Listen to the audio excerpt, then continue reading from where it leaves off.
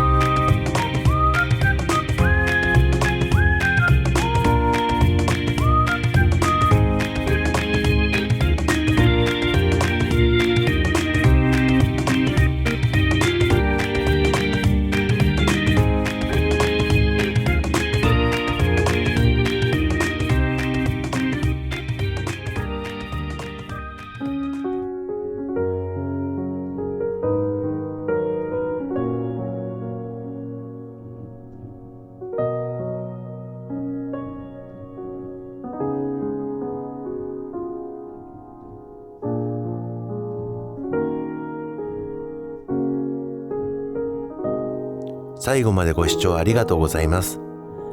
気に入っていただけたらチャンネル登録していただけると嬉しいです。また次の動画でお会いできたらとっても嬉しいです。